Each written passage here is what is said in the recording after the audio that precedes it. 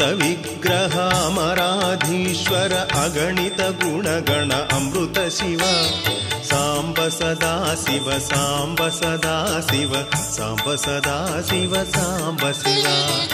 నమస్కారం. ప్రేక్షకులందరికీ శుభోదయం.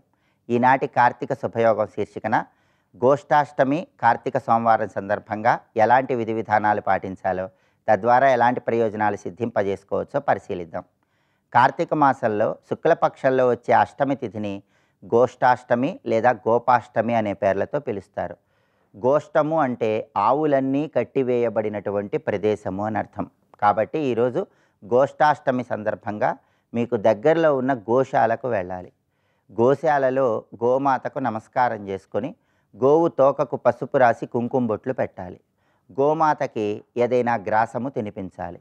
గోమాత చుట్టూ ప్రదక్షిణలు చేయాలి. అలా చేస్తే సకల దేవతా స్వరూపమైన గోమాత అనుగ్రహం కలుగుతుంది.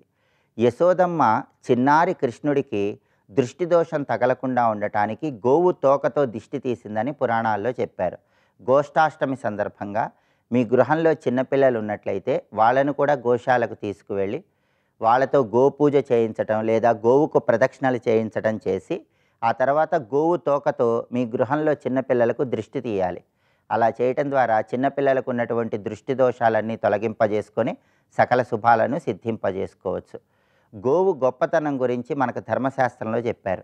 లక్ష్మీర్యా లోకపాలానాం ధేనురూపేణ సంస్థిత ఘృతం వహతి యజ్ఞార్థే మమ పాపం వ్యపోహతు అగ్రతస్సంతు మే గావో గావో మే సంతు పృష్ఠతః గావో మే హృదయే సంతు గవాం మధ్యే వసామ్యహం. ఈ శ్లోకాన్ని చదువుకుంటే గోశాలలో సకల దేవతా స్వరూపమైన గోమాత పరిపూర్ణమైన అనుగ్రహం కలుగుతుంది. అంటే సమస్త లోకపాలకులను అనుగ్రహించే లక్ష్మి గోవు రూపంలో ఉంది. నా ముందు భాగంలో, నా వెనక భాగంలో, నా పక్కన మొత్తం గోవులే ఉన్నాయి. నేను గోవుల మధ్య నివసిస్తాను అని చెప్పటమే ఈ శ్లోకంలో ఉన్న అర్థం. ఈ శ్లోకం చదువుకోలేని వాళ్ళు దానికి ప్రత్యామ్నాయంగా ఓం సురభ్యై నమః అనే చిన్న మంత్రం చదువుకుంటూ గోమాత చుట్టూ ఈరోజు గోశాలలో ప్రదక్షిణలు చేసిన ఉత్తమ ఫలితాలు కలుగుతాయి.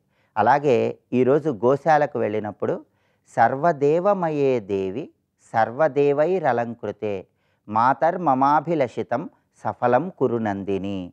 ధర్మశాస్త్రంలో చెప్పబడిన ఈ శ్లోకం చదువుకుంటూ రాగి పాత్రలో నీళ్లు తీసుకొని ఆ నీళ్లలో చందనము, తెల్లటి పుష్పాలు, అక్షింతలు కలిపి ఆ నీటితో గోమాత దగ్గర అర్ఘ్యాన్ని విడిచిపెట్టాలి. ఈ శ్లోకం చదువుకుంటూ గోమాత దగ్గర అర్ఘ్యం విడిచిపెట్టినట్లయితే సకల దేవతా స్వరూపమైన గోమాత అనుగ్రహం వల్ల పరిపూర్ణమైన శుభ ఫలితాలు కలుగుతాయని ధర్మశాస్త్రంలో చెప్పారు. అలాగే ఈరోజుకి ఇంకొక ప్రత్యేకత ఉంది. కార్తీక సోమవారం. కార్తీక మాసంలో వచ్చే మొట్టమొదటి సోమవారం సందర్భంగా ఈరోజు ఈశ్వరుణ్ణి ప్రత్యేకమైన పుష్పాలతో పూజించడం ద్వారా శివానుగ్రహానికి సులభంగా పాత్రలు కావచ్చు. కార్తీక మాసంలో ఈశ్వరుడికి ఎటువంటి పుష్పాలు ప్రీతిపాత్రమో ధర్మశాస్త్రంలో చెప్పారు. ధర్మశాస్త్రం ఏం చెప్పిందంటే యహ కార్తిక్యాం అర్కపుష్పై అర్చయేద్ గిరిజాపతిం సలబ్ధ్వా పూర్ణమాయుష్యం పశ్చాన్ మోక్షమవాప్నుయాత్ అంటుంది ధర్మశాస్త్రం. అంటే ఈ శ్లోకంలో ఉన్న అర్థం ఏంటంటే యహ కార్తిక్యాం అర్కపుష్పై అర్చయేద్ గిరిజాపతిం. అర్కపుష్పములంటే జిల్లేడు పూలు.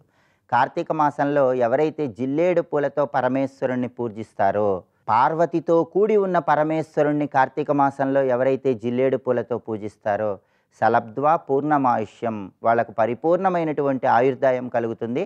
పశ్చాన్ మోక్షం అవాప్నుయాత్, వాళ్ళు మోక్షప్రాప్తిని కూడా సిద్ధింపజేసుకోవచ్చని ధర్మశాస్త్రంలో ఉన్న ఈ శ్లోకం చెప్తుంది. కాబట్టి కార్తీక మాసంలో వచ్చే మొదటి సోమవారం సందర్భంగా ఈశ్వరుణ్ణి ధర్మశాస్త్రంలో చెప్పబడిన ఈ శ్లోకాన్ని ప్రమాణంగా తీసుకొని జిల్లేడు పూలతో పూజించండి. శివానుగ్రహానికి సులభంగా పాత్రలు కండి. అలాగే స్కాంద పురాణం, తులాపురాణం ఏం చెప్తున్నాయంటే కార్తీక మాసంలో పరమేశ్వరుడికి ఎన్ని ద్రవ్యాలతో అభిషేకం చేసినా కుశోదకంతో చేసే అభిషేకం ఉత్తమ ఫలితాలను కలిగింపజేస్తాయని ధర్మశాస్త్రంలో చెప్పారు, పురాణాల్లో చెప్పారు. కాబట్టి కుశోదకము, దర్భలు కలిపినటువంటి జలముతో పరమేశ్వరుడికి ఈరోజు అభిషేకం చేయటం ద్వారా శివానుగ్రహానికి పాత్రులై ఆకస్మిక సమస్యలు అధిగమించవచ్చు. అలాగే కార్తీక సోమవారం కాబట్టి నక్తం ఉంటే చాలా మంచిది.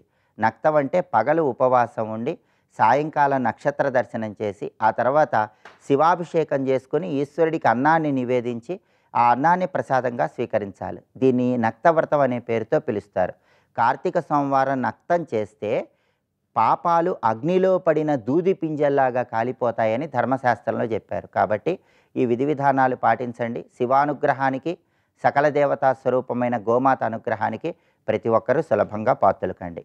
రేపటి కార్తీక శుభయోగం శీర్షికన అక్షయ నవమి సందర్భంగా ఎలాంటి విధి విధానాలు పాటించాలో, తద్వారా ఎలాంటి ప్రయోజనాలు సిద్ధింపజేసుకోవచ్చో పరిశీలిద్దాం. నమస్కారం.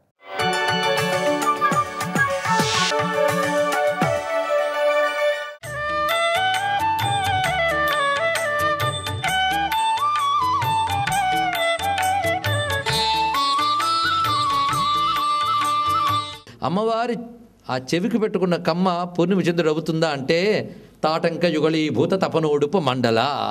ఒకవైపు సూర్యమండలం, ఒకవైపు చంద్రమండలం పెట్టుకున్న తల్లి చంద్రమండలం ఇచ్చిందనమాట. అది అర్థం. అంటే అమ్మ తలచుకుంటే కాలాన్ని కూడా మార్చగలదు. అలాంటి అమ్మ భక్తులకి కాలం కలిసి రాలిన బాధ ఏమిటండి? అటువంటి వాడు రత్న శ్రీనివాస దీక్షితులు. ఈయనకోసారి కోరిక పుట్టింది ఏంటంటే, అప్పయ్య దీక్షితుల ప్రతిభ అంతా వ్యాపించిపోయింది. ఆయన ఎలాగైనా ఓడించి ఆయన్ని మించిన పండితుడిని నేనని రుజువు చేసుకోవాలి. ఇంకా శాస్త్రవాదాలు ఇవి కాదు, ఉపాసనా బలంతో సాధించాలని అమ్మవారికి ఉపాసన చేయడం మొదలుపెట్టాడు. నేను కొద్ది రోజుల్లో బయలుదేరుతానమ్మా, వెళ్ళి ఆయన్ని ఓడిస్తాను, నాకు వాదనా పట్టిమని ప్రసాదించు అని అమ్మవారిని ప్రార్థన చేయడం మొదలుపెట్టాడు. అమ్మవారు ప్రత్యక్షమయ్యట. ఇలాంటి పిచ్చి పని పెట్టుకోకు నాయనా అన్నదట ఆవిడ. ఎందుకంటే ఆయన సామాన్యుడు కాదు, నువ్వు పోటీ పడాల్సిన వాడు, నీతో యుద్ధం చేయవలసిన వాడు కాదు, నువ్వు బియ్యమందవలసిన వాడు. అతను మహాత్ముడతను, సాక్షాత్ శివాంశ సంభూతుడు. ఆయన వద్దకు వెళ్ళి నీ కుమార్తెను ఆయనకిచ్చి వివాహం చేయని అమ్మవారు చెప్పారు. ఆయన తన కుమార్తెను తీసుకువెళ్ళి దీక్షితుల వారికి ఇచ్చి వివాహం చేశారు. అది మంగళాంబిక. ఆ వెనకాల చరిత్ర. అయితే ఇంత చరిత్ర మనకి లిఖితమై నిబద్ధమే కనబడుతుంది. అప్పయ్య దీక్షితుల వంశానికి చెందినటువంటి మహాత్ముడు, నిన్న మొన్నటి చాలామందికి తెలిసిన యోగీశ్వరులు స్వామి శివానంద ఋషికేశ్లో. ఈయన అప్పయ్య దీక్షితుల వంశానికి చెందినవారు. ఆయన అప్పయ్య దీక్షితుల గ్రంథాలు ఎన్నో కూడా వెలికి తీసి ప్రాచుర్యం కల్పించారు. ఆయన అప్పయ్య దీక్షితుల చరిత్రను లిఖింపజేశారు. ఆయన యొక్క సంప్రదాయానికి చెందినటువంటి చిన్మయానంద మొదలైన వారందరూ కూడా అప్పయ్య దీక్షితులు రచించినటువంటి అనేక గ్రంథముల్ని వాళ్ళు కూడా ప్రాచుర్యం తెచ్చారు. స్వామి చిన్మయానంద కూడా ఈ అపరాధ క్షమాపణ స్తోత్రంపై ప్రత్యేకమైన ప్రవచనాలను కూడా చేశారు ఆయన. మొత్తానికి అప్పయ్య దీక్షితుల చరిత్రే ఎంత దివ్య కర్ణామృతంగా భాషిస్తుందో మనం చూసాం కదా. అందుకు అప్పయ్య దీక్షితుల వారు 104 యజ్ఞములు, 104 గ్రంథములు చేసి అటు జ్ఞాన మార్గాన్ని, ఇటు కర్మ మార్గాన్ని సృష్టిపరిచినటువంటి వాడు మహాభక్తుడు అనే విషయాన్ని ప్రస్తావన చేసుకుని ఇప్పుడు శివకర్ణామృత గ్రంథంలోకి మనం ప్రవేశిస్తున్నాం. అసలు కర్ణామృతాల్లో తెలుగుతనం బాగా ఉంటుందని చెప్పుకున్నాం. ఎందుకంటే ఒకవైపు లీలాసుకుడు శ్రీకృష్ణ కర్ణామృతంలో ఉన్నదంతా కూడా తెలుగుతనమే అని బిల్వమంగళుడు, ఆయన లీలాసుకుడు. ఇటీవల మహాత్ములందరూ శ్రీ పాతూరి సీతారామాంజనేయులు లాంటి పరిశోధకులు కూడా రుజువు చేసి ఆయన తెలుగువాడే అని చెప్పారు. అంతకుముందు అనేక మంది వాగ్గేయకారులు చెప్పిన. సరే, మరొక వైపు ప్రత్యేకత ఏంటంటే రామకర్ణామృతం శంకరులు రచించారన్నా అందులోని తెలుగుతనం ఉన్నది. ఎందుకంటే అందులో చెప్పబడ్డ దేవుడు మన తెలుగు భద్రాద్రి రాముడే కనుక అది అంగీకరించవలసిందే. కానీ శివకర్ణామృతంలో మాత్రం తెలుగుతనం, తెలుగుకు సంబంధించిన ఒక లక్షణాలు బాగా కనబడతాయి. ఎందుకంటే ఈయన్ని అనేక మంది రాజులు అప్పయ్య దీక్షితుల వారిని గౌరవించారు. వాళ్ళలో అనేక మంది తెలుగు రాజులు ఉన్నారు. ఒకరు తిరుమల రాయలు కుమారుడు వెంకటపతి రాయలు ఇత్యాదులు. ఎందుకంటే ఆయన ప్రేరణ చేతను కువలయానందం, విధి రసాయనం అనే గ్రంథం రచించారు. అదేవిధంగా చినతిమ్మ భూపాలుడు అభ్యర్థనం మీదనే ఆయన యాదవాభ్యుదయం మొదలైన గ్రంథాలు రచించారు. ఇక చినబొమ్మ భూపాలుడు యొక్క ప్రేరణ మీద శివార్క మణిదీపిక, శివార్చన చంద్రిక ఇలాంటి గ్రంథాలు రచించారు ఈయన. పైగా ఇతరత్రా గ్రంథములు వీటన్నిటిలో కూడా తెలుగు నాయకుల ప్రస్తావన మనకు కనబడుతూ ఉంటుంది. ఇంకో చోట ఈయన ప్రసిద్ధి చెందిన మాట చాలామందికి సాహిత్యంతో పరిచయం ఉన్న వాళ్ళకి తెలియచ్చు. ఆంధ్రత్వం ఆంధ్ర భాషాచ ప్రాభాకర పరిశ్రమ తత్రాపి యాజుషీ శాఖ నాల్పశ్య తపథ ఫలం అన్న మహాత్ముడు ఈయన. ఎందుకంటే తెలుగువాడిగా పుట్టాలంటే ఎన్నో తపస్సులు చేసిన వాడై ఉండాలి అన్నారండి అప్పయ్య దీక్షితుల వారు. ఆంధ్రత్వం తెలుగువాడిగా పుట్టడం, తెలుగులో మాట్లాడగలగడం.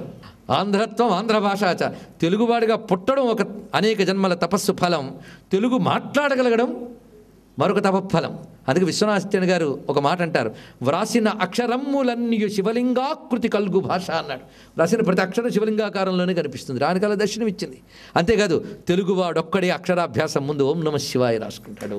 శివాయ నమ, ఓ నమః శివాయ. అంతకంటే శివత్వం ఏం కావాలి? అందుకేనేమో తెలుగు భాష అంటే ఆయనకు అంత ఇష్టం. ఇంకొకటి ప్రాభాకర పరిశ్రమ. ఈ ప్రాభాకర పరిశ్రమ సామాన్య విషయం కాదు. కర్మమీమాంసా శాస్త్రానికి వార్తికములు రచించినప్పుడు ప్రభాకర పండితుడు. అది కృషి చేయడం అనేది ఉన్నదే సామాన్య విషయం కాదు. దానికి ఎన్నో తపస్సులున్న మేధావి మాత్రమే చేయగలడు. ఇంకోటి యాజుషీ శాఖ. ఆయన చూపించిన గొప్ప విషయాలు చూడండి. యజుశాఖ కలిగి ఉండడం ఎంతో అదృష్టమయ్యా అన్నాడు. ఆయనది కాదు అది.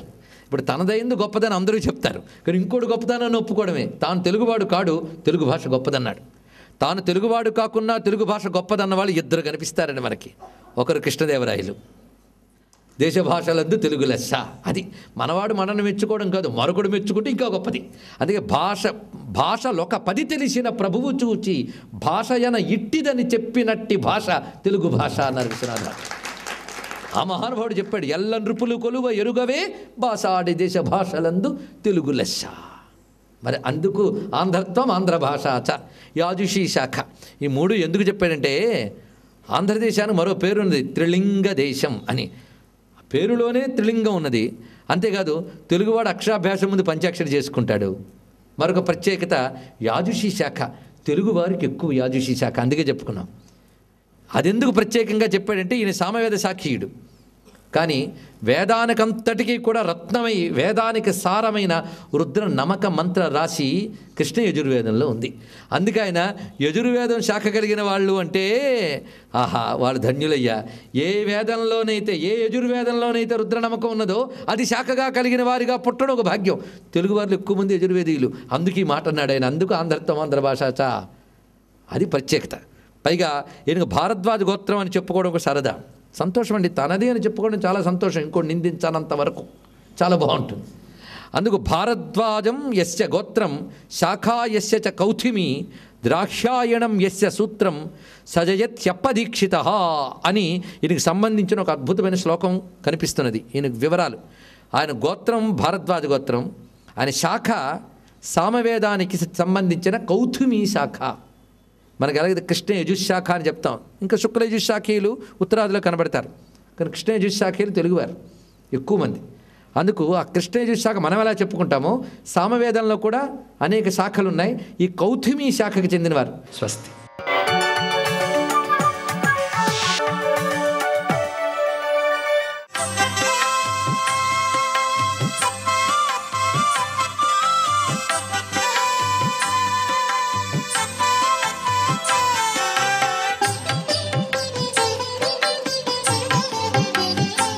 ఓం నమః శివాయ. ఓం నమో నారాయణాయ. శ్రీ కార్తీక దామోదరాయ నమః. వందే శంభుముమాపతిం సురుగురుం వందే జగత్కారణం వందే పన్నకభూషణం మృగధరం వందే పశూనాం పతిం వందే సూర్య శశాంకవక్నినయనం వందే ముకుందప్రియం వందే భక్తజనాశ్రయంచ వరదం వందే శివం శంకరం అంటూ ఈ కార్తీక మొదటి సోమవారం నాడు హరహర మహాదేవ అనేటువంటి మానసిక సంకల్పంతో పరమేశ్వరుని దర్శనం చేసుకోవాలి.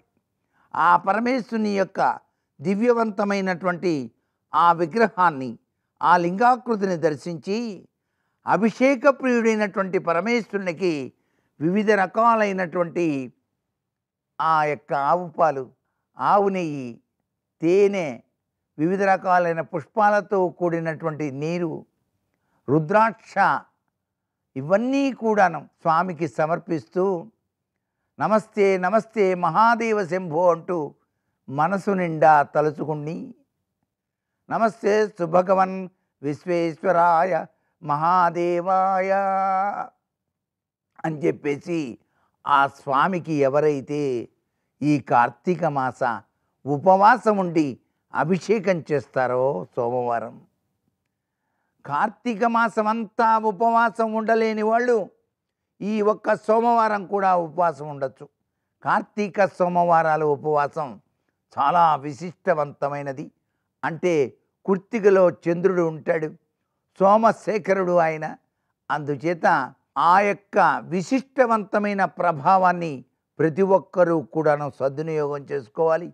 ఈ రోజున చన్నీటి స్నానం ఆచరిస్తూ కార్తీక దామోదరాయ నమః అని స్నానానంతరం అక్కడే దీపారాధన చేయటం, దీపారాధన చేసిన తర్వాత విభూతి ధారణతో ఆ పరమేశ్వరుని ధ్యానం చేస్తూ ఆ శివాలయాన్ని దర్శించి అక్కడ అభిషేక ప్రియుడైనటువంటి పరమేశ్వరునికి అభిషేకం చేసుకోవటం, లేదా ఇంటి వద్దనైనా సరే అభిషేకం నిర్వహించడం, ఇలా ఎవరైతే చేసి ఈరోజు నక్తం ఉంటారో, నక్తం అంటే ఉదయం నుంచి సాయంత్రం వరకు ఉపవాసం ఉండి సాయం సంధ్యా సమయంలో నక్షత్ర దర్శనం చేసుకొని శివారాధన చేసి శివునికి నైవేద్యంగా పెట్టినటువంటి ఆహార పదార్థాన్ని స్వీకరించడం వలన జన్మాంతరాల నుంచి చేసినటువంటి పాపాలన్నీ కూడా పటాపంచలైపోయి పరమేశ్వరుడు మనకు తన దివ్యవంతమైన కరుణారస దృష్టిని అదృష్టాన్ని మనకు ప్రసాదించి తీరుతాడు అని చెప్పేసి శాస్త్రంలో చెప్పారు. హరహర మహాదేవ శంభో శంకర.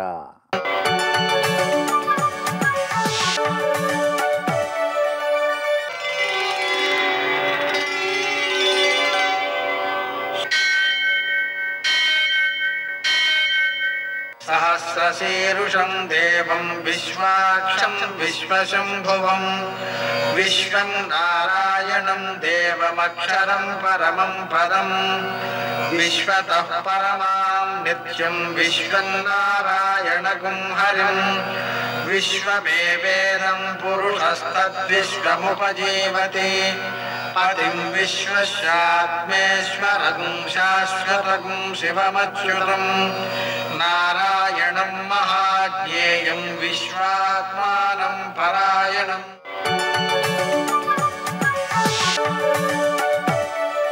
సూర్యశౌర్యమథేందురింద్రపదవీ సన్మంగళం మంగళం. పరస్పర తపస్సంపత్ఫలాయిత పరస్పరౌ ప్రపంచమాతాపితరౌ ప్రాంచౌ జయాపతి స్తుమా. నేటి కాలమాన విశేషాలని గమనించుదాం.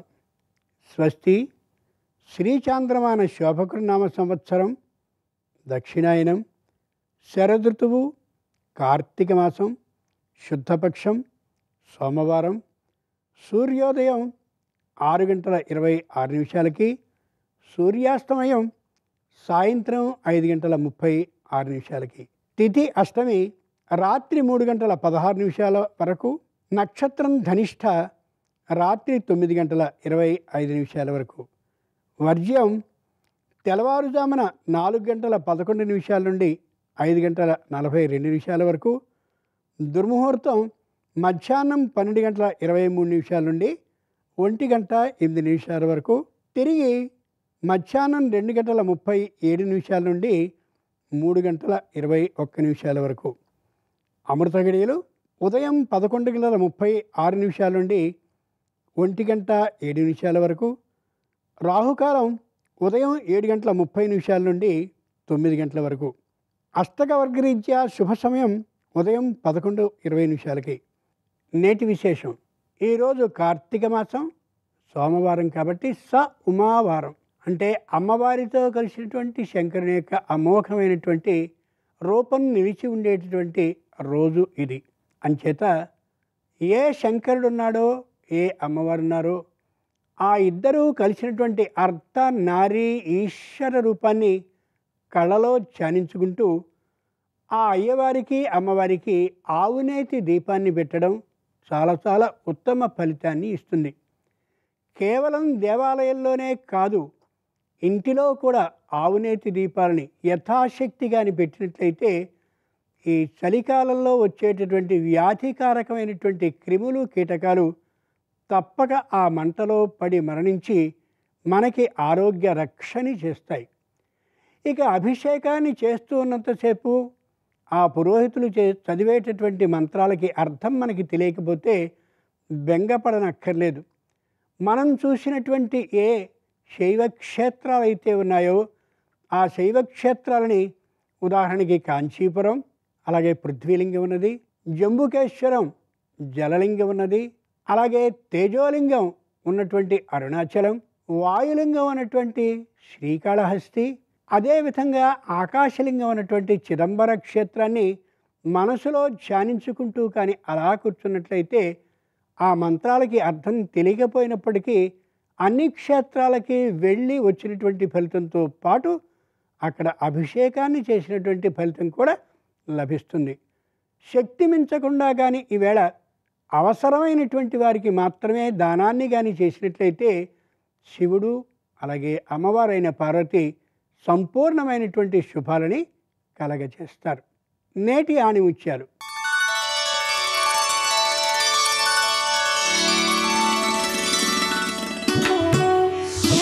సాధ్యం కాదన్న ఆలోచన మనస్సులో నుంచి తొలగించడమే విజయానికి తొలి అడుగు.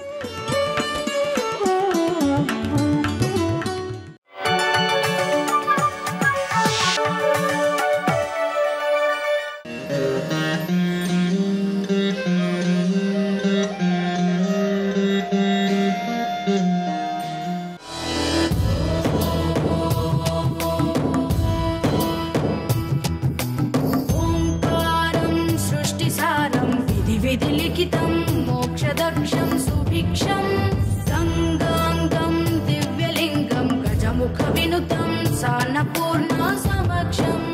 చారిత్రక ప్రాధాన్యాలతో అమరేశ్వర స్వామి లీలలతో పునీతమైన అమరావతి క్షేత్రం గుంటూరు నుండి 36 కిలోమీటర్ల దూరంలో ఉంది.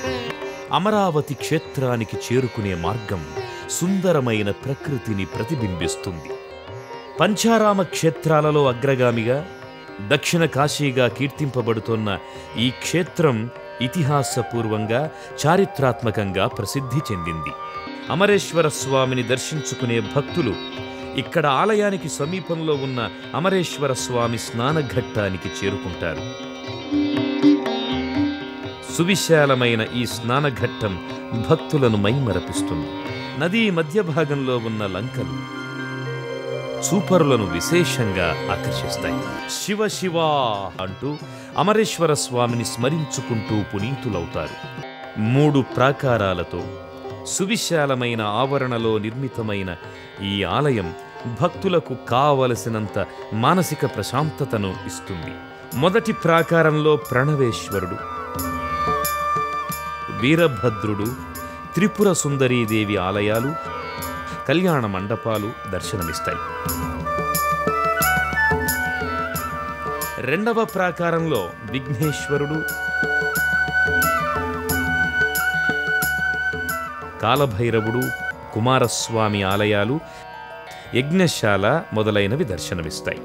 ఆలయం వెలుపల మొదటగా మనకు ధ్వజస్తంభం కానవస్తుంది. పంచలోహాలతో చేసిన ఈ ధ్వజస్తంభాన్ని భక్తులు భక్తితో పూజిస్తారు. ధ్వజస్తంభానికి ఎదురుగా తూర్పున సూర్యభగవానుని ఆలయముంది. ఇక్కడ స్వామిని దర్శించే భక్తులకు సూర్యభగవానుడు శక్తిని, ఉత్సాహాన్ని ఇస్తాడని చెబుతారు. ఆలయ ప్రాకారాల మీద అలనాటి శాసనాలు మనకు కానవస్తాయి. ఇవి అమరావతి క్షేత్ర ప్రాశస్త్యాన్ని, ఆలయ విశేషాలను విశదీకరిస్తాయి. ఇదే ప్రాంగణంలో కుడివైపున బాలచాముండేశ్వరి మాత దర్శనమిస్తుంది. భక్తుల కోర్కెలను తీర్చే కొంగు బంగారంగా ప్రసిద్ధిగాంచిన బాలచాముండేశ్వరి మాత ఈ క్షేత్రానికి వచ్చే భక్తుల చేత నిత్య నీరాజనాలు అందుకుంటోంది.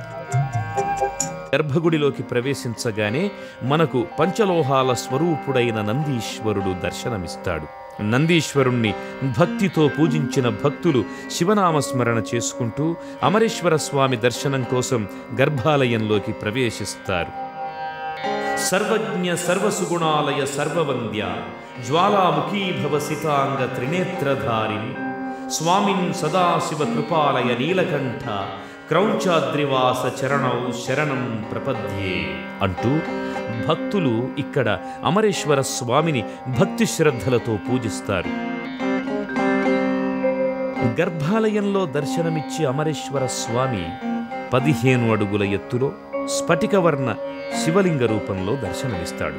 పరమపావని కృష్ణానదీ తీరాన నెలకొల్పిన వాయునందనుని విగ్రహం భక్తులను భక్తి పారవశ్యంలో ముంచెత్తుతుంది.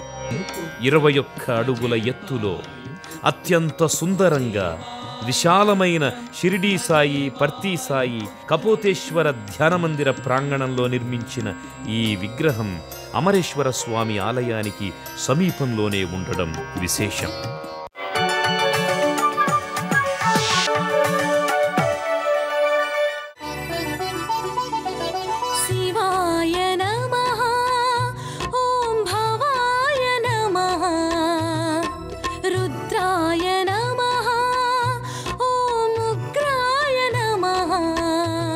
నమస్సికత్యాయ చ ప్రవాహ్యాయ చ మేఘ్యాయ చ విద్యుత్యాయ చ. మేఘంలో, విద్యుత్తులో, ప్రవాహంలో అంతటా ఈశ్వరుడే అని అంతటా పరమేశ్వర స్వరూపం చూడగలిగినటువంటి స్థితికి నువ్వు ఎదగగలిగితే ఆనాడు నీవు దీపాన్ని అర్థం చేసుకున్నావని గుర్తు. అబ్బా, నీకు కనపడుతోంది. నీ పూజామందిరంలో కాదు ఈశ్వరుణ్ణి చూసేది, నీకు ఎక్కడ చూసినా ఈశ్వర విన్యాసమే కనపడుతుంది. అంతటా హరికేశాయోపవీతి నేపుష్టానాం పతయే నమో నమో అంటుంది రుద్రం. అదిగో ఆ దర్శనాన్ని నువ్వు పొందావనడానికి ఉదాహరణ దీపం. ఆ కాంతి అది నీకిక్కడ అంకురించిందని గుర్తు నీకు అంతటా కనపడుతోంది. ఎందుకని? లోకంలో యథార్థము తెలియాలి అంటే దీపం ఒక్కటే సాధనం. అది తాడో పామో నాకు తెలియదు అనుకోండి, ఒక దీపం పట్టుకొస్తే తెలుస్తుంది. దీపంలో అది తాడని తెలియగానే పాము కాదన్న సత్యం తెలిస్తే భయం పోతుంది. ఈ జగత్తు కాదు బ్రహ్మమన్న సత్యము నీకు అనుభవంలోకి ఈశ్వరానుగ్రహంగా రాగానే ఇంక నువ్వు అద్వైతానందమునందు ఓలలాడి నిర్భయ స్థితిని చేరుకుంటావు. అదిగో అలా చేరుకోవడానికి కావలసినటువంటి ప్రజ్ఞ పరమేశ్వరానుగ్రహంగా అంకురిస్తుందని తెలుసుకుని అంతటా ఉన్నది ఒక్క పరమాత్మ స్వరూపమే అన్న వేదభావన యందు నువ్వు ఊంచుకోగలవాలి. అందుకే వేదం పరమేశ్వరుడెవడు అని అడిగితే ఒక మాట చెప్పింది. ఆయన గురించి చెప్తూ వేదం అంది, పరమేశ్వరుడంటే ఆయన సర్వభూతాదివాస, ఆయన సమస్త భూతముల యందు ఉంటాడు. ఆయన లేనిదేం ఉండదు. ఆయన సర్వభూతాంతరాత్మ, కర్మసాక్షి, కేవలో నిర్గుణశ్చ. ఆయన నిర్గుణుడు, అన్ని కర్మలకు సాక్షి. ఆయన సమస్త భూతముల యందు ప్రవేశించి ఉంటాడు. సర్వవ్యాపి, అంతటా వ్యాపించి ఉంటాడు. నెయ్యి ఎక్కడుందండి పాలల్లో అని అడిగామనుకోండి, ఎక్కడుంది నెయ్యి? పాల అంతటా ఉంది. పాల అంతటా నెయ్యి ఉందంటే కనపడుతుందా? కనపడదు. చాలా పరిశ్రమ చేస్తే నెయ్యి పైకి వస్తుంది. భాగవతంలో కృష్ణుడు వెన్న తింటాడన్న మాటకు అర్థం అదే. ఎవడు అంత సాధన చేస్తాడో వాడికి జగత్తు ఎందే ఉన్నటువంటి జగన్నాథుడు గోచరమవుతాడు. సర్వం శ్రీ ఉమామహేశ్వర పరబ్రహ్మార్పణమస్తు. స్వస్తి.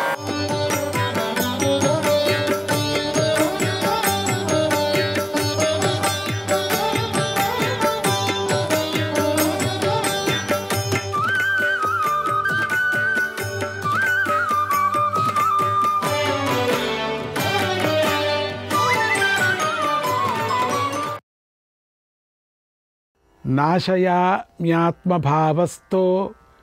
జ్ఞానదీపేన భాస్వత. ఆత్మభావంతో ఉన్నవాడివై వెలిగే అజ్ఞానం వల్ల పుట్టిన చీకటిని జ్ఞానదీపంతో నాశనం చేస్తాను అని భగవంతుడే విభూతి యోగంలో చెప్పి ఉన్నాడు కదా. కనుక శోకాన్ని పొందవద్దని అర్థం. సర్వపాపాలను భగవంతుడు ఇలా పోగొడతాడు. ఎట్లా పోగొడతాడు అంటే ఆత్మస్వరూపం తెలిపి పోగొడతాడు.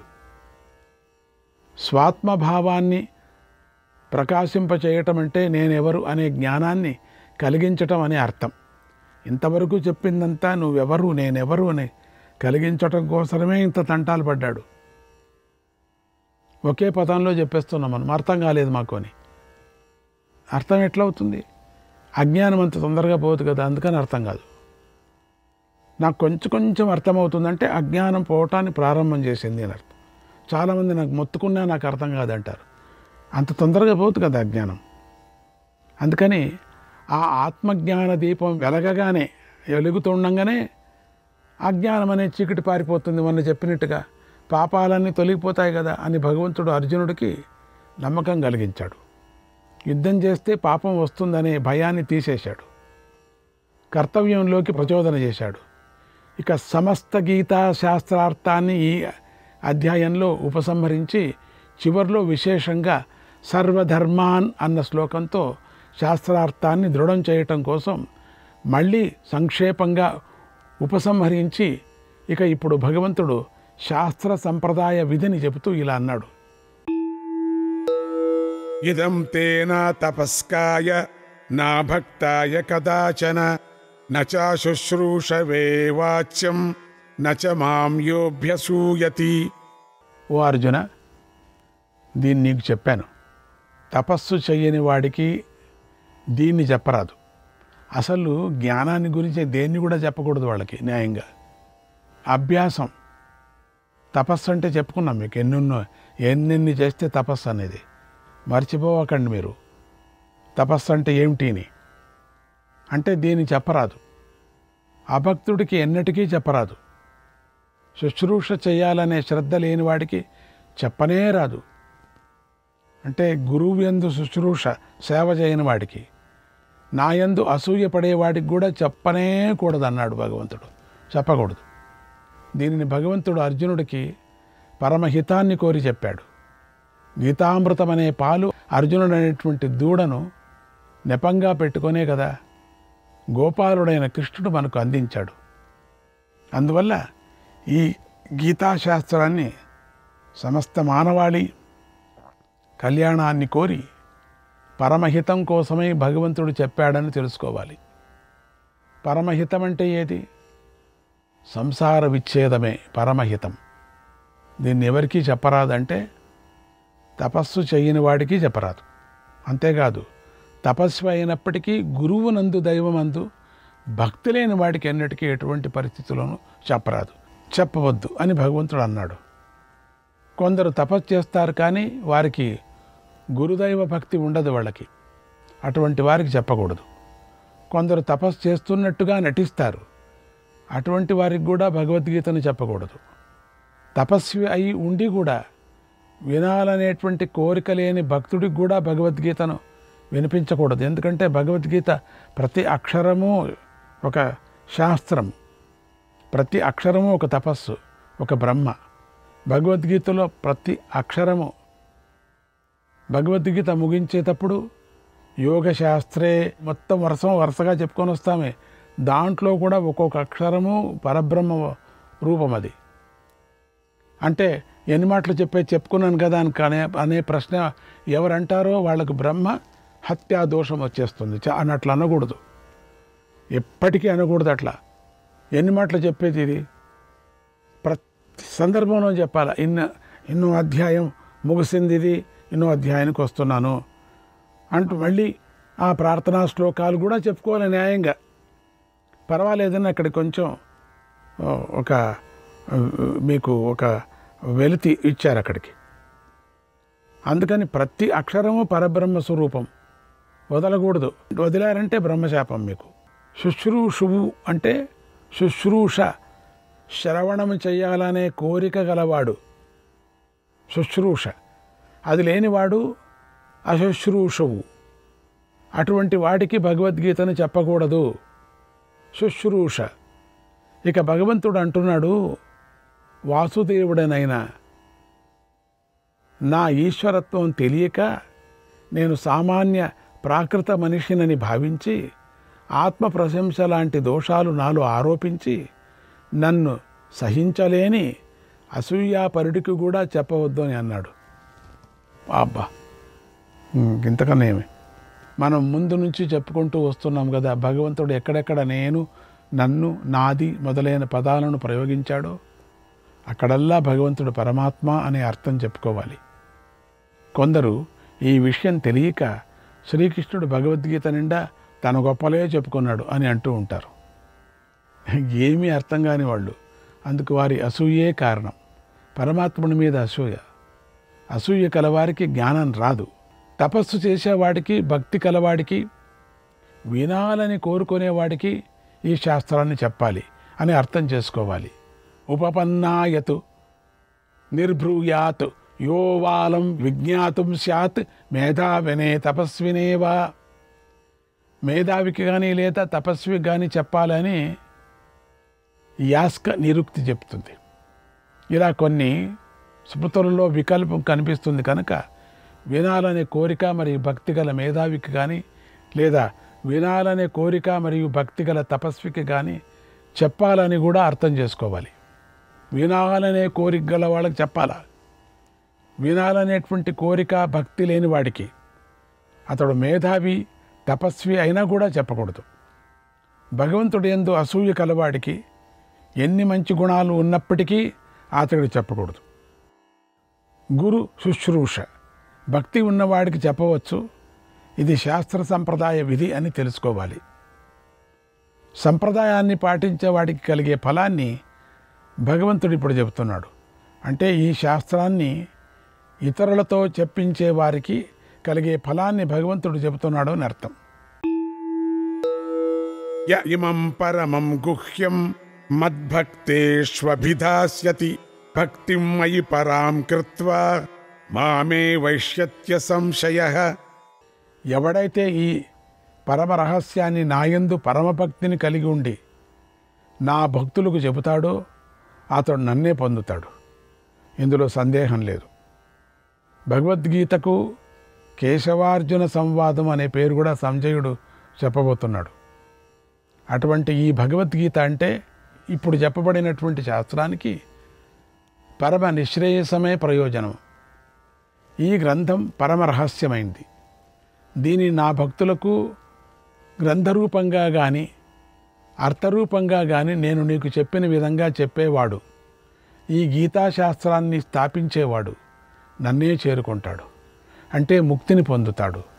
శ్లోకంలో 2వ పాదంలో భక్తి అనే పదం మళ్ళీ ప్రయోగించటం వల్ల కేవలం భక్తి మాత్రం చేత ఈ శాస్త్ర సంప్రదాయానికి పాత్రుడవుతాడు అని తెలుస్తుంది. నాయందు పరమభక్తి కలిగి పరమగురువు జగద్గురువు అచ్యుతుడు అయినటువంటి భగవంతుడికి నేను సేవ చేస్తున్నాను అని భావించి ఎవడైతే ఈ శాస్త్రాన్ని చెబుతాడో అతడు నన్నే చేరుతాడు, తప్పక ముక్తుడవుతాడు. ఈ విషయంలో సందేహించవలసిన పని లేదు అని భగవంతుడు అన్నాడు. అంతేకాకుండా ఇంకా ఎలా చెబుతున్నాడు? నచ తస్మాన్ మనుష్యేషు కశ్చిన్మే ప్రియకృత్తమః భవితా నచ మే తస్మాత్ అన్యః ప్రియతరో భువి. మరియు మనుష్యుల్లో అతడి కంటే నాకు ప్రియాన్ని కలిగించేవాడు మరొకడు ఎవడూ లేడు, అతడి కంటే నాకు ప్రియతరుడు భూమిపై మరొకడు ఎవడు పుట్టబోడు. శాస్త్ర సంప్రదాయం పాటించేవాడి కంటే భగవంతుడికి ప్రియాన్ని ఆచరించేవాడు మనుష్యులలో మరొకడు లేడు అని భగవంతుడే చెప్తున్నాడు. ఎంత మంచి సర్టిఫికేట్ ఇది! ఇంకా జన్మ సార్థకం మనకు. అటువంటిది మనం కలగాల అంటే భగవద్గీతను దాని అర్థాన్ని 10 మందితో పంచుకోవటం కన్నా భగవంతుడికి ప్రియమైనది మరి ఒకటి లేదు కదా. 10 మందితో కూర్చొని చెప్పాలట. భగవంతుడు ఇలా అంటున్నాడు, వర్తమాన కాలంలో అంతటికంటే ప్రియాన్ని ఆచరించేవాడు నాకు మరొకడు లేడు. భవిష్యత్ కాలంలో కూడా ఈ లోకంలో నాకు అతడి కంటే మరొకడెవడు ప్రియుడు ఉండబోడు అని చెప్పి భగవంతుడు ఇంకా ఇలా అంటున్నాడు. అధ్యేష్యతే చ య ఇమం ధర్మ్యం సంవాదమావయోః జ్ఞానయజ్ఞేన తేనాహం ఇష్టస్యామితి మే మతిః. ఓ అర్జున, ఈ ధర్మ్యమైన మన ఇద్దరి సంవాదాన్ని ఎవడు అధ్యయనం చేస్తాడో ఆ జ్ఞానయజ్ఞంతో నేను ఇష్టుడవుతున్నాను అని నా అభిప్రాయం.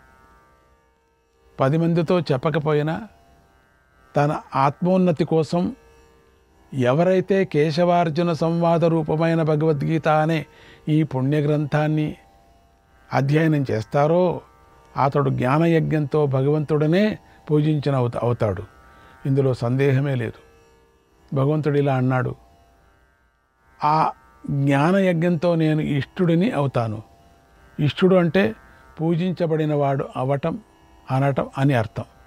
విధి యజ్ఞం, జప యజ్ఞం, సన్నని స్వరంతో చేసే ఉపాంశ యజ్ఞం, మానస యజ్ఞం అనే 4 విధాలైన యజ్ఞాలలో జ్ఞానయజ్ఞం అనేది మానసం కనుక ఉత్తమమైనది. అందువల్ల ఆ జ్ఞానయజ్ఞంతో భగవంతుడు గీతాశాస్త్రం యొక్క అధ్యయనాన్ని స్తుతిస్తున్నాడు. లేదా దేవతలు మొదలైన వారిని గురించిన జ్ఞానయజ్ఞం వల్ల కలిగే ఫలమే ఈ భగవద్గీత అధ్యయనం వల్ల కూడా కలుగుతుంది అని అర్థం చేసుకోవాలి. ఇక భగవద్గీతను వినేవారికి కలిగే ఫలం ఇక్కడ చెప్పబోతోంది. శ్రద్ధావాననసూయశ్చ శృణుయాదపి యో నరః సోపి ముక్తః శుభాల్లోకాన్ ప్రాప్నుయాత్ పుణ్యకర్మణాం. శ్రద్ధావంతుడు అసూయ లేనివాడై ఏ నరుడు దీనిని వింటాడో అతడు కూడా ముక్తుడై పుణ్యకర్మలు పొందే శుభమైన లోకాలను పొందుతాడు. ఈ భగవద్గీత గ్రంథాన్ని శ్రద్ధతో అసూయ లేకుండా వినాలి అని భగవంతుడు ఇక్కడ సూచించాడు. అలా విన్నవాడి పాపం పరిహారం అవుతుంది. అతడు ముక్తుడై అగ్నిహోత్రము మొదలైన పుణ్యకర్మలు చేసిన వారు పొందేటటువంటి ప్రశస్తమైన పుణ్యలోకాలను పొందుతాడు. విన్నవాడు కూడా అని భగవంతుడు అన్నాడు. ఆ కూడా అనే పదం చేత కేవలం వినటమే కాకుండా అర్థం కూడా తెలుసుకున్న వాడికి ఎటువంటి ఫలం ఉంటుందో చెప్పవలసిన పని లేదు అని అర్థం. ఎవరు వింటారో భగవద్గీత చెప్తూ ఉంటే అర్థము తెలుసుకుంటే ఇంకా ఎంత. శిష్యుడైన అర్జునుడు శాస్త్రార్థాన్ని గ్రహించాడా లేదా అనేటువంటి తెలుసుకోవాలని ఇక భగవంతుడు ప్రశ్నించబోతున్నాడు. గ్రహించలేదని తెలిస్తే మరొక విధంగా అయినా అతడు గ్రహించేలాగా చేద్దామని భగవంతుడి అభిప్రాయం. మరొక ఉపాయాన్ని పట్టుకొని శిష్యుణ్ణి కృతార్థుణ్ణి చెయ్యటమే కర్తవ్యం అనేటువంటి ఆచార్య ధర్మం ఇక్కడ మనకు ప్రదర్శించబడుతూ ఉన్నది. ఇక భగవద్గీతలో భగవంతుడి ప్రశ్నారూపమైన చివరి వాక్యము. కచ్చిదేతచ్ఛృతం పార్థ త్వయేకాగ్రేణ చేతసా కచ్చిదజ్ఞాన సమ్మోహః ప్రణష్టస్తే ధనంజయ. ఓ పార్థ, ఇది నీ చేత ఏకాగ్ర చిత్తంతో వినబడిందా? ఓ ధనంజయ, నీ అజ్ఞాన సమ్మోహం నశించిందా అని భగవంతుడు ప్రశ్నించాడు. అర్జున, నేను చెప్పిన దీనిని నువ్వు ఏకాగ్రమైన చిత్తంతో విని గ్రహించగలిగావా లేదా సరిగ్గా వినలేదా? అజ్ఞానం వల్ల కలిగే సమ్మోహం, స్వాభావికమైన అవివేకము నీకు నశించిందే? దేనికోసమైతే నువ్వు ఈ శాస్త్రం వినాలి అని ఉత్సాహాన్ని చూపించావో, శ్రవణం చేయటమనే ఎంత ఆయాసపడ్డావో, నేను కూడా ఉపదేశించటమనే ఇంత శ్రమను వహించానో అందుకు తగ్గట్టుగా నీ అజ్ఞానం నశించిందా లేదా అని భగవంతుడు అడిగాడు. ఇద్దరూ ఆయాసపడ్డారు. తాను ఆయాసపడ్డాడు వినాలని, చెప్పేటప్పుడు పరమాత్ముడు ఆయాసపడ్డాడు. పోని సార్థకమైందా? అప్పుడు అర్జునుడు ఇలా అన్నాడు. అర్జున ఉవాచ నష్టో మోక్షస్మృతిర్లబ్ధా త్వత్ప్రసాదాన్మయాచ్యుత స్థితోస్మి గత సందేహః కరిష్యే వచనం తవ. ఓ అచ్యుత, మోహం నశించింది. నీ అనుగ్రహం వల్ల నాకు స్మృతి లభించింది. నేనిప్పుడు గత సందేహుడనై ఉన్నాను. నువ్వు చెప్పినట్టు చేస్తానన్నాడు. మోహం అనేది అజ్ఞానం వల్ల కలుగుతుంది. అది సంసారమనే సర్వానర్థానికి కారణమై ఉంది. సముద్రంలాగా దాటడానికి కష్టమై ఉంది. అటువంటి మోహము నశించింది అన్నాడు అర్జునుడు. నీ అనుగ్రహాన్ని ఆశ్రయించిన నాకు సర్వహృదయ గ్రంథులు విడిపోయి ఆత్మతత్వ విషయమైన స్మృతి కలిగింది అన్నాడు. భగవంతుడు అర్జున, మోహం నశించిందా అని ప్రశ్నించాడు. దానికి అర్జునుడి సమాధానం, వీటి వల్ల ఈ గీతాశాస్త్రార్థాన్ని పూర్తిగా తెలుసుకున్నందుకు ఫలమిది అని నిశ్చయించి చెప్పినట్టు అయ్యింది. మనకు గీతాశాస్త్రార్థం జ్ఞానం వల్ల, ఈ అర్థం వల్ల మోహం నశిస్తుంది, ఆత్మస్మృతి కలుగుతుంది. వేదం కూడా ఇదే చెబుతుంది. అనాత్మవిత్ శోచామి, నేనెవరో తెలియక శోకిస్తున్నాను అని చాంద్యోగ్యం ప్రారంభించిన ఆత్మజ్ఞానం చేత సర్వగ్రంథులు విడిపోతాయని చెప్పింది. విద్యతే హృదయ గ్రంథి, విద్యతే హృదయ గ్రంథి, హృదయ గ్రంథి విడిపోతుంది అని ముండుకోపనిషత్తు కూడా చెప్తుంది. తత్రకో మోహ కశోక ఏకత్వ మనుపశ్యత. ఏకత్వాన్ని చూసేవాడికి మోహం ఎక్కడిది, శోకం ఎక్కడిది అని ఈశావాసు చెబుతూ ఉన్నది. దానిని అర్జునుడు చెప్పాడు. ఇక ఇప్పుడు సందేహం తొలగి నువ్వు శాసించినట్టుగా నడుచుకోవటానికి సిద్ధంగా ఉన్నాను. నువ్వు చెప్పినట్టు చేస్తాను. అంటే నీ అనుగ్రహం వల్ల నేను కృతార్థుడిని అయ్యాను. ఇక నాకు చేయవలసింది ఏదీ లేదు అని అర్జునుడు అన్నాడు. శ్రీకృష్ణాయ పరమాత్మనే నమః.